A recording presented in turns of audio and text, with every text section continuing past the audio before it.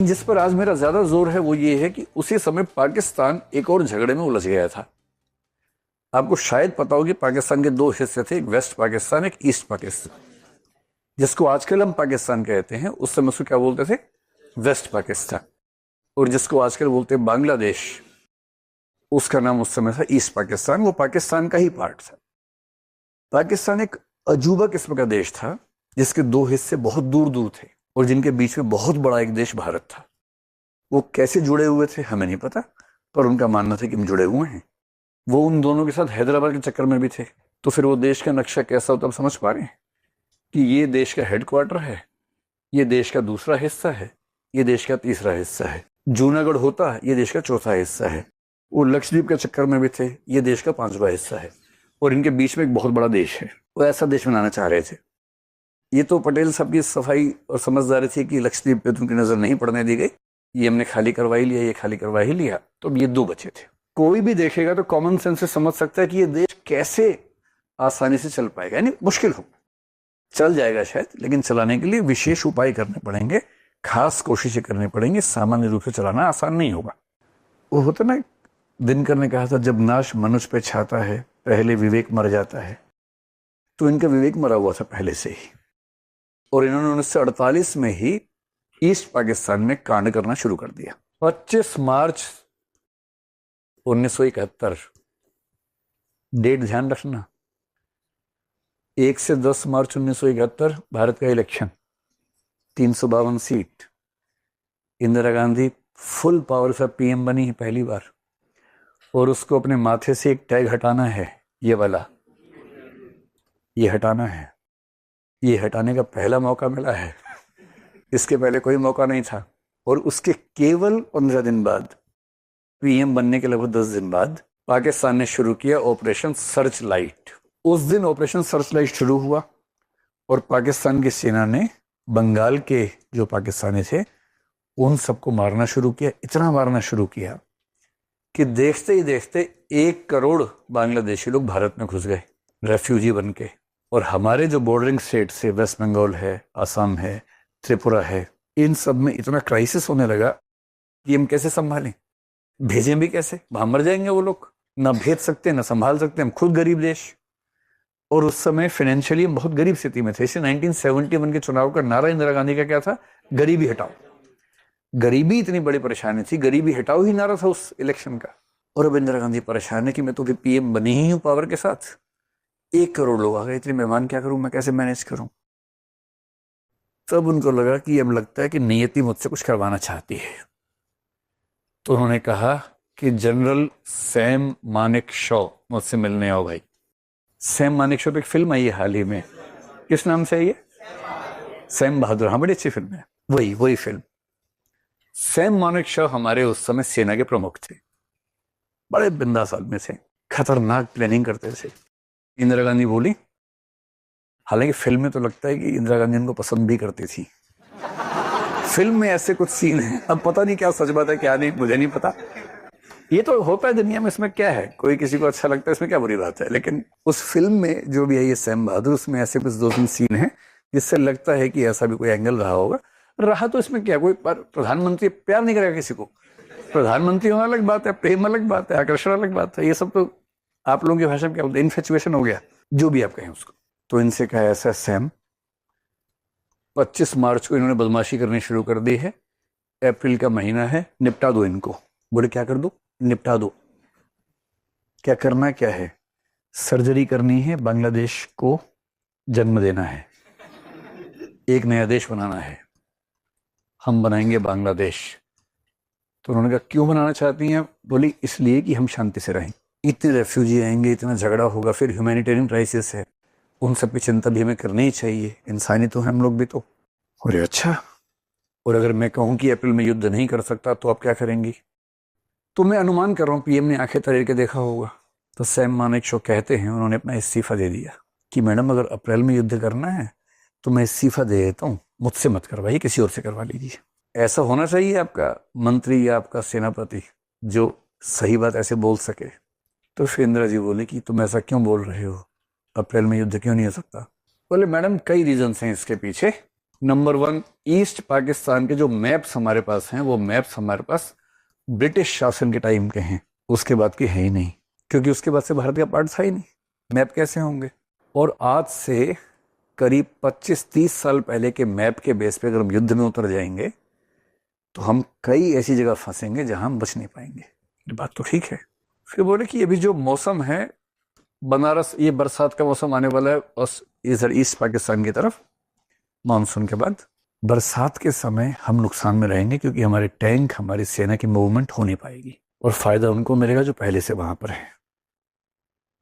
बोले बात तो ठीक है। फिर बोले कि अभी गर्मियां चल रही हैं और गर्मियों में क्या होता है कि हिमालय की बर्फ पिघल जाती है। अगर चाइना बीच में कूदना चाहेगा तो बर्फ पिघली होगी, उसकी सेना आराम से आ जाएगी।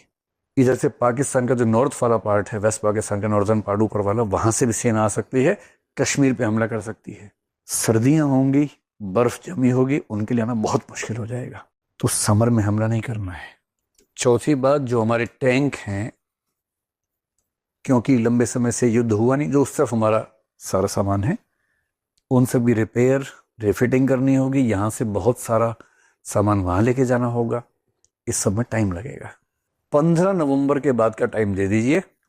15 नवंबर तक रेन के बाद सारा इलाका सूख जाएगा, तब तक हम तैयारी कर लेते हैं। उसके बाद आप जिस दिन कहेंगे आपको जो रिजल्ट चाहिए हम ला के दे देंगे। तो इंदिरा जी बोले ठीक है। वैसे तो अप्रैल से नवंबर तक वेट करना, 7 महीने वेट करना मजाक तो नहीं है।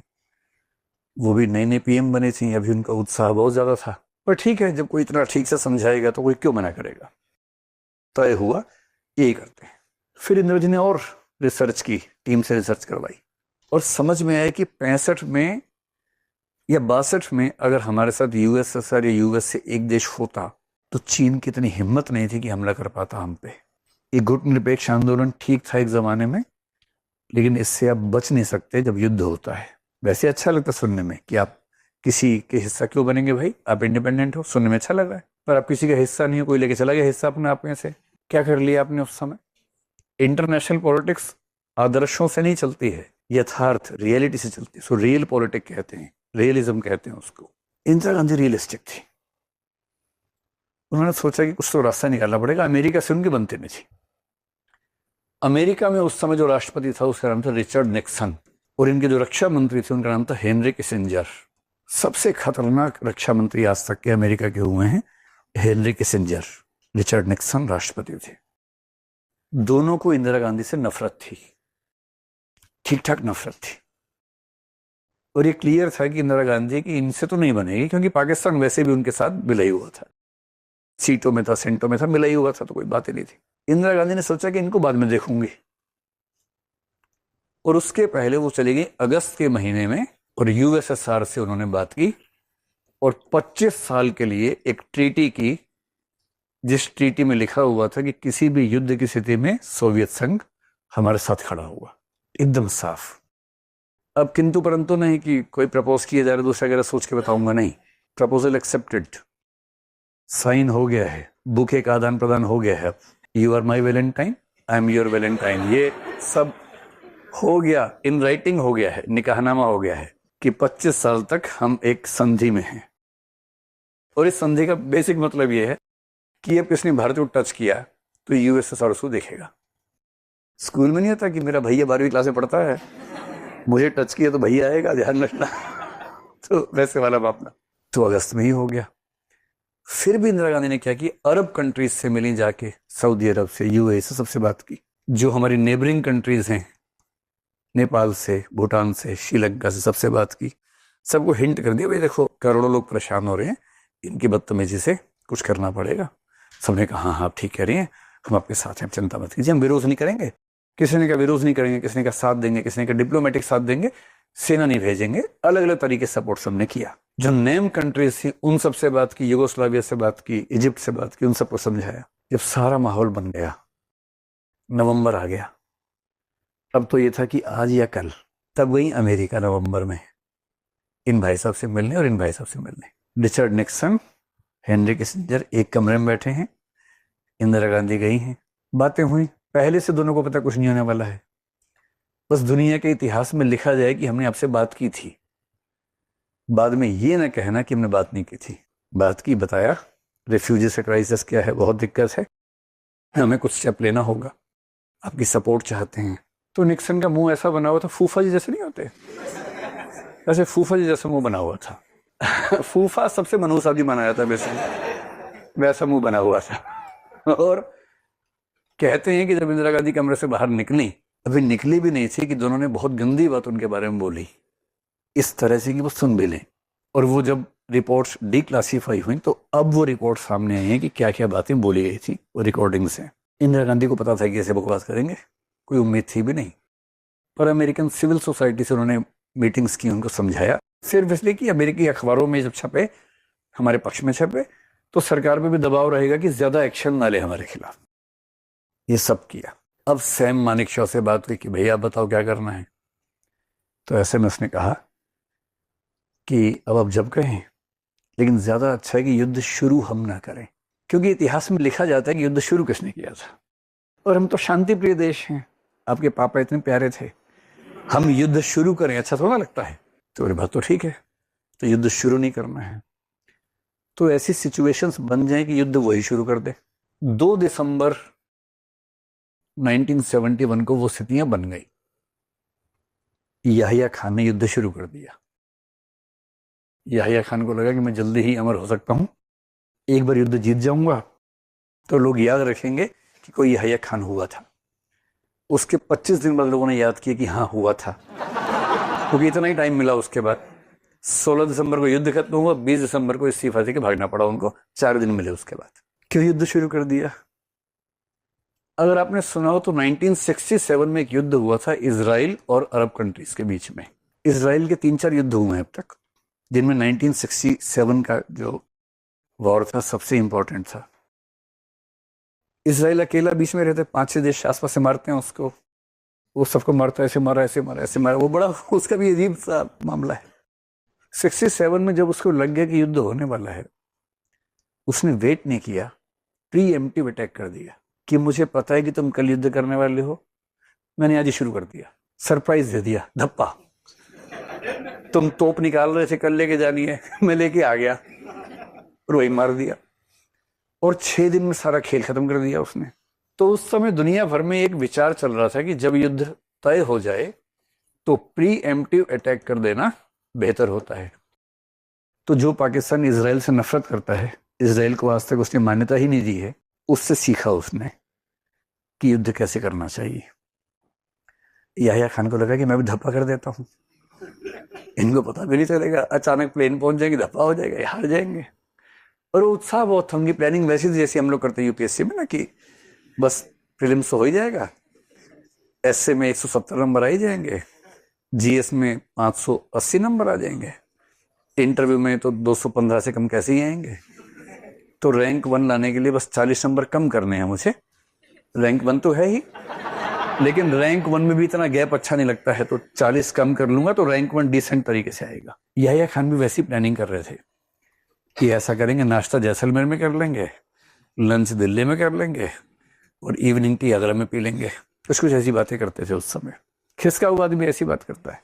तो 2 दिसंबर को चढ़ाई कर दी भारत के ऊपर, इस उम्मीद में कि 67 जैसा कुछ दोहरा देंगे। दूसरा, उनको वो सब उम्मीद तो थी ही कि यूएसए हमारे साथ में है ही, चाइना हमारे साथ में है ही, और जब यूएसएसआर उनकी तरफ है तो ये और ज्यादा हमारे साथ में हो जाएंगे, तो ये मिलके मार देंगे, यूएसएसआर क्या कर लेगा। और यूएसए ने कहा था कि भैया युद्ध हुआ तो हम इंटरवीन करेंगे, ध्यान रखना, कहा था। इंदिरा गांधी को चिट्ठी आई, यूएसएसआर के रक्षा मंत्री ने कहा कि आपको चिट्ठी आई है निक्सन की, युद्ध से 1 दिन पहले की बात है। इंदिरा गांधी ने कहा कि मैं चिट्ठी का जवाब 15 दिन के बाद दूंगी। यूएसएसआर के रक्षा मंत्री बोले 15 दिन काफी है। उसके बाद जवाब दिया। तब तो चिट्ठियां होती थी ना, तब SMS और ये सब थोड़ा होता था, चिट्ठी होती थी। 2 दिसंबर को उन्होंने गलती की, 3 दिसंबर से युद्ध शुरू हुआ, और शुरू हुआ तो शुरू हो गया। मानेकशॉ थे हमारे पास, युद्ध तो सेनापति लड़ते हैं बेसिकली, मानेकशॉ जैसा शार्प आदमी हमारे पास था। 13 दिन में काम खत्म कर दिया। 15 दिसंबर को सब खत्म हो गया था, बस वो आत्मसमर्पण नहीं कर रहे थे। एक आखिरी मीटिंग कर रहे थे एक बहुत बड़े भवन में, जहां उनके सारे तोप बैठे हुए थे कि क्या करें समझ नहीं आ रहा है। तब तक उनके 93,000 सैनिक हमारे कंट्रोल में आ चुके थे और उसमें हायर रैंक के लोग भी थे, लोअर भी थे। तो मैंने मानेक शॉ को पता लगा कि ढाका की इस बिल्डिंग में मीटिंग चल रही है कि आत्मसमर्पण करना है कि नहीं करना है। इंदिरा जी उनकी बात हुई, योजना बनी, उस बिल्डिंग पे हमला कर दिया, लेकिन मारा नहीं किसी को। बिल्डिंग के आसपास इतने बम बरसाए कि मरे नहीं कोई।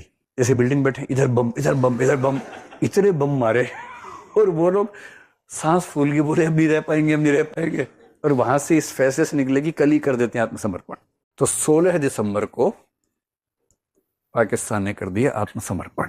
फिर 17 को इंदिरा जी ने चिट्ठी का जवाब दिया कि received your letter, I hope you are good, I am good, I hope the same for you, it's been a long time talking to you, when are you coming next to India, India is waiting to meet you, to respect you. कुछ भी जो क्या होगा। तो 16 दिसंबर को हुआ, बधाई हो, बांग्लादेश हुआ है। कितनी बड़ी बात है। सर्जिकल स्ट्राइक तो ये होती है, सर्जरी हुई और देखिए हुआ, बच्चा हुआ। तो 16 दिसंबर का दिन बांग्लादेश की आजादी का दिन हो गया 71 में। अब आजकल सोशल मीडिया पे एक और चल रहा है, कांग्रेस वाले बोल रहे इंदिरा जी होती पीओ के ले आती, तुम ला नहीं पाए। फिर बीजेपी वाले चिढ़ जाते हैं, बोलते हैं इतना ही दम था तो 93,000 सैनिक थे, पीओ के क्यों नहीं लिया उस समय, क्यों दे किया कि सैनिक उनको? भाई इसका जवाब इसके बाद है। ये युद्ध हमने कैसे जीता, अगर आप बहुत सिंपल सी बात समझें। यूएसए ने भेज दी अपनी नौसेना बंगाल की खाड़ी में, उसको 7th फ्लीट कहते हैं। उनके कुछ जहाज, बहुत सारे हथियार, न्यूक्लियर वेपन्स की क्षमता रखने वाले हथियार भेज दिए बंगाल की खाड़ी में, इस भाव से कि हम हमला कर सकते हैं। यूएसएसआर को पता लगा, उसने अपना भेज दिया कि आ जाओ भाई, तुम्हारे पास न्यूक्लियर है, हमारे पास न्यूक्लियर है, खेल लेते हैं। क्यूबा में खेलते खेलते रह गए थे, यहाँ खेल लेते हैं। वियतनाम में भी चूक गए थे, नॉर्थ कोरिया, साउथ कोरिया में भी चूक गए थे, यहाँ खेल लेते हैं, खेलने का मन है तो। और शीत युद्ध में, कोल्ड वॉर बड़ा सिंपल था, अगर यूएसए आ गया, यूएसएसआर आ गया, अब युद्ध नहीं होगा। दोनों के खड़े हैं जहाज, दोनों बातें कर रहे हैं, सब ठीक चल रहा है, तुम बताओ, लो तुम भी लो, सिगरेट लो, लो ठंडा पियोगे। इधर भारत पाकिस्तान का काम कर रहा है आराम से। यूएसएसआर ने कहा जल्दी कर लो, बस थोड़ा रोकना मुश्किल है, जल्दी कर लो, निपटाओ जल्दी से। 16 को हमने कहा निपट गया जी, बधाई हो।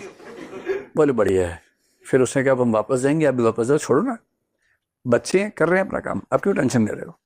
वापस चले गए दोनों और बांग्लादेश हो गया। आप ये बताओ इस पूरी सिचुएशन, मैं तो हंसी मजाक में समझा रहा हूँ लेकिन बात तो सीरियस है।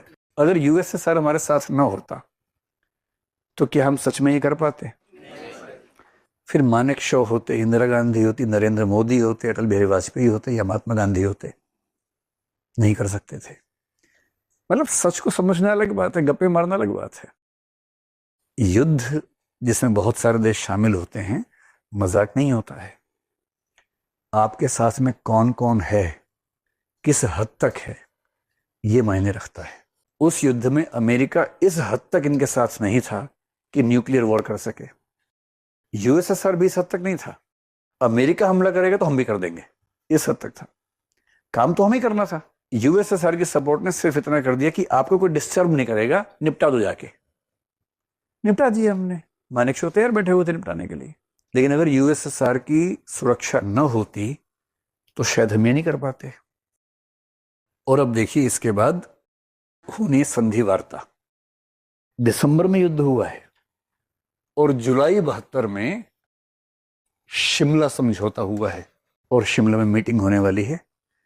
भारत की तरफ से बैठेंगे इंदिरा गांधी जो कि भारत की प्राइम मिनिस्टर हैं, और वहां से बैठेंगे जुल्फिकार अली भुट्टो जो कि उस समय राष्ट्रपति चल रहे थे। कब चलता था ना, पहले डेप्यूटी पीएम थे, फिर राष्ट्रपति हुए, फिर पीएम हुए, चलता रहता था कुछ ना कुछ।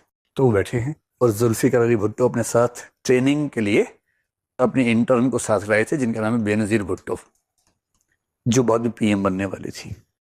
बेटी उनकी कि तुम भी चलो सीखो कैसे बात करते हैं, अगली बार जब हारेंगे तुम संभालना, उस समय तो प्रैक्टिस कर लो इसे ट्रेनिंग कर लो कि हारने के बाद कैसे बात करनी होती है। भारत के पास क्या था, उनके 93,000 सैनिक थे, हमारे कब्जे में थे। 7 महीने से यहाँ दामाद बने हुए थे, खा पी रहे थे, मस्त एकदम मोटे हो गए थे खा खा के। अब है प्रिजनर ऑफ वॉर है तो खाना तो खिलाएंगे ना भाई, सम्मान भी करना ही होता है, वो तो प्रिजनर ऑफ वॉर का है, उसूल है। और 93,000 का मतलब क्या था, उनके कुल सेना का 1/3, उनकी पूरी सेना के 1/3 हमारे पास थे। और इतने घरों में वहां तबाही थी कि छुड़वाओ किसी तरह, छुड़वाओ भारत से किसी तरह से, इतना दबाव था। उसके बाद 9,000 स्क्वायर किलोमीटर का एरिया सिंध में भी, थोड़ा सा पंजाब की तरफ हमारे कब्जे में था। उनके पास क्या था, कुछ नहीं, ठन ठन गोपाल एकदम खाली, TTG। इसके फुल फॉर्म समझ रहे हैं, ठन ठन गोपाल, कुछ नहीं, खाली एकदम। और लोग कहते हैं कि भुट्टो ने पता नहीं ऐसा क्या जादू डाल दिया इंदिरा जी पे कि सारे लोग ले गए और POK भी नहीं मिला।